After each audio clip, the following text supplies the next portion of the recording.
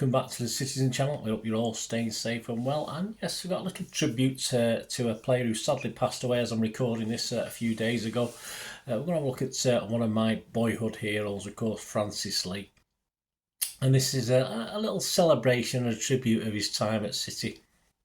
More as a player, although I will touch upon his time, of course, as a chairman as well, but it'll be more as a player, an in-depth look at some of his games and some of what he did for us, which was, well, it's there, isn't it? The Holy Trinity, we call it, don't it? Bell, Lee and Somerby. So we'll have a look back at Francis Lee, rest in peace, of course, 1944 to 2023, but we'll look at his time with our wonderful club City. Please, if you are new to the channel, you can push that subscribe button, push the bell notifications. It'd be great to have you on board. Everything City past like this and present, of course.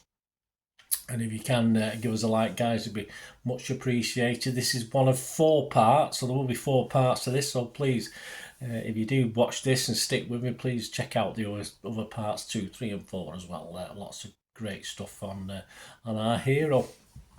Yes, Francis, Franny, I'll call him various things as we go through this. I might even call him Mr. Lee, who knows, but there you go, everything. Not Sir, it's not Sir Francis though, but he did get an award anyway, but won't talk about that just now. Born and raised in Westhampton, he joined Bolton at age 15, yes, only a 15-year-old. And when he did join City from Bolton Wanderers on the 9th of October 1967, he joined, of course, at the start or early on in our famous title-winning campaign. He left Bolton though under a bit of a cloud, threatening to quit. They didn't allow him a transfer at the time. He believed at the time, probably rightly, and proved correct in the end, that Bolton lacked ambition, and he was unhappy at the wages he was getting. Always the businessman, always thinking and planning for the future, even at a tender age, of course. In a documentary at the time, The Pacemakers, the great late Michael Parkinson narrating, called Bolton a dying football power. City, yes, we were on the rise at that time. He scored 92 goals in 132 appearances for Bolton. In the programme notes for the visit Bolton to Main Road on the 16th of April 1966, a game City won 4-1, Lee was described like this. He was described, Lee, outside right, has the rather unusual distinction for a winger of having topped the club's goal-scoring list for the last 3 seasons.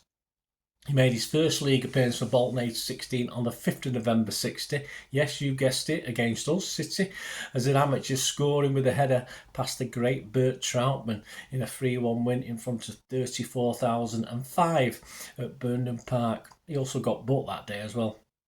It was actually Dennis Law who scored our consolation. He turned pro the summer after and he was recognised as a right winger, but he also played as centre forward and inside right. We'll hear his views on his best position as we go through this. In 67-68, his first season with us, we were 11 games into that season, and we made what was to become the last piece of the jigsaw, wasn't it? He was the missing piece, according to Joe Mercer, the signing of Francis Lee from Bolton. A club record at the time of 60,000. I think we played 40,000. There's a little thing up there. 40,000 up front. Had to pay another 20 grand later on. And during negotiations, Mercer stated to Lee that we feel we've got the start of a good side. We're just 1 player short and we think you are that player. Lee believed it, of course, as you would, to be the usual flannel, but he would soon change his mind. Lee made his debut at number 7, replacing the then-to-become QPR legend Stan Bowles in a 2-0 win at home to Wolverhampton Wanderers on the 14th of October in front of a crowd of 36,476, with goals from Neil Young and Mike Doyle. This was the start of an 11-match unbeaten run. Previous to this game, we'd played 11, won 5, drawn 1 and lost 5, and sat 9th of the 22 teams in the division. City team in its debut match: Mulhern, Buck, Pardo, Doyle, Heslop, Oakes, Lee, Bell, Somerby, Young, Coleman.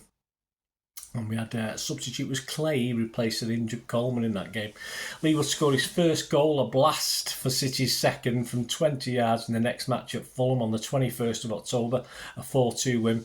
And it sort of led to confusion at the very wet Craven Cottage, as a journalist present had difficulty identifying and telling the soaked Francis Lee and Tony Coleman apart. It was Lee that scored from a Coleman crossbar, though some journals had it the other way around. But Lee was definitely off the mark. In 2 consecutive matches, November 11th and 18th, Leicester home and West Ham away, he scored 2 in each in a 6-0, with the 5th and 6th goals on 62 and 87 minutes, and 3-2 to make it 1-0 and 3-1 in 23rd and 58th minute respectively. On the 25th of November 1967, Franny actually missed his first City penalty in a 4-2 main road win over Burnley. He'd make up for it, wouldn't he? When City visited Anfield on the 16th of December, and what was described as a Cape Canaveral Lee right foot. There you go, like a rocket, like Rodri's rockets now. Cape Canaveral Lee right foot shot was scored the equaliser on 74 minutes in a 1-1 draw. He followed this up with a 2 against Stoke in a 4-2 main road win. He made it 3-1 and 4-2 in the 73rd and 88th minute, and 1 to pull it back to 2-1 in 60 minutes in a 3-2 defeat at the Hawthorns, all in the space of 10 days. By Boxing Day, City sat third, 3 points behind United, and level on points with Liverpool. He added to his tally at Bramall Lane on the 20th of January in a 3-0 win. He scored from the spot to make it 2-0, sending the keeper Hodgkinson the wrong way. After Sheffield, he scored the next 3 games, a 1-1 home draw to Arsenal, the equaliser on 70 minutes. Then in 2 times 1-0 wins, home to Sunderland, the only goal after 73 minutes, and away at Burnley, where he kept his cool and scored a penalty, sending Thompson the wrong way after 65 minutes. His first success after the failure, also against Burnley, of course, last November. With the arrival at bottom of the table, Fulham to Main Road on the 16th of March, City sat second, 2 points behind United, and he scored from the spot in a 5-1 demolition. He made it 3-1 on the 63rd minute. City bounced back from a 2-0 defeat at Elland Road, where Leeds then took top spot to beat United at Old Trafford, with Leeds scoring a penalty against Alex Stepney, the third in a 3-1 win after Bell had been brought down in the box. Lee was calmness himself in front of the baying 63,000. I think there's a few City fans there as well, to enable City to leapfrog United into second behind Leeds. The pen came in the 82nd minute, which was a good time to kill the game off.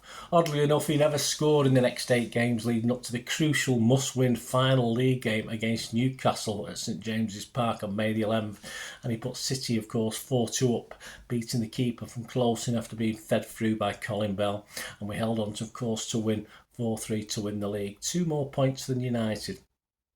City lost only 5 league games after Lee's arrival. He scored 16 in 31 games. He also was on the score sheet in a 4th round FA Cup replay loss to Leicester City.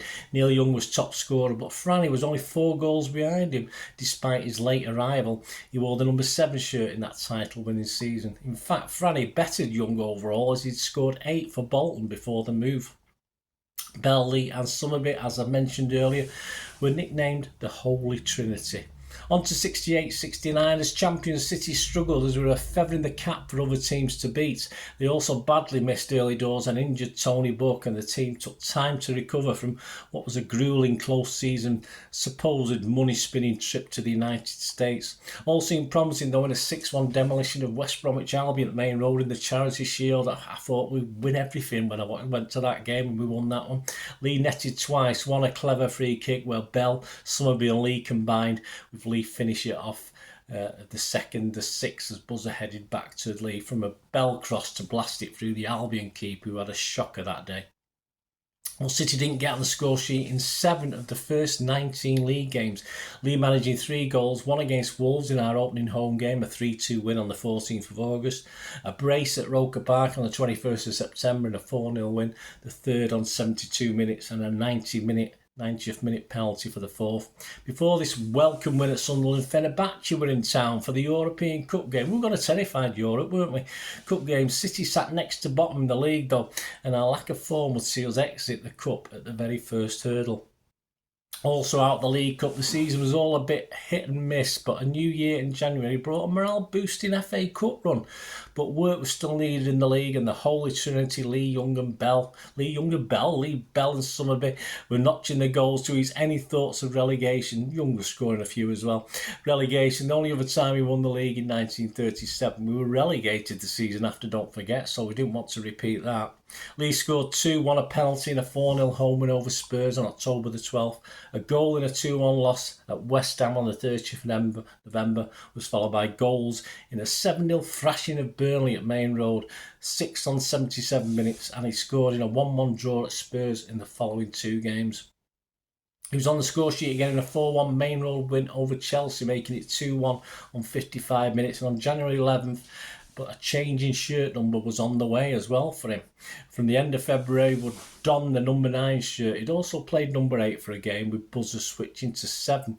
Buzzers struggled this season as teams had adapted to his style of play, though Franny himself didn't believe that an out-and-out number 9 was his best position, but he did it to help the team. He thought he was at his best supporting a big striker for City and when playing for England as well.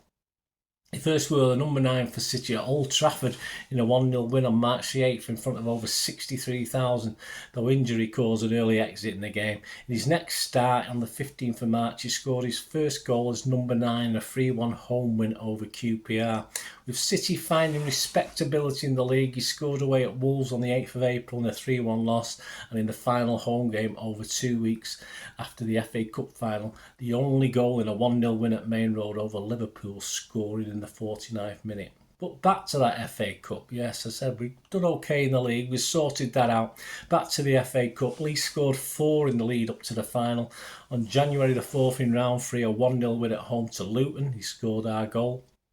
2 in a 4-1 win at Ewood Park in round 5 on February 24th, and the only goal in a 1-0 quarter-final win at home to Spurs on March the 1st. For the final against Leicester, Lee admits it wasn't his greatest game, but he'd been recovering from a thigh strain previously, had not trained properly before, and despite what he called an average performance from himself, a Neil Young goal, of course, was enough to win us the FA Cup. That season, he made 39 appearances in the league, scoring 14 goals. In the FA Cup, he made 7 appearances, scoring 4 goals. And in the League Cup, he made 3 appearances without a goal. And in the European Cup, of course, 2 appearances without a goal. So please join me in part 2 as Lee and City take a tilt at what Lee called the Grand Slam. So please join me for that. Thanks for watching, guys. Till we meet again, that's one thing, don't I? Please stay safe, Blues.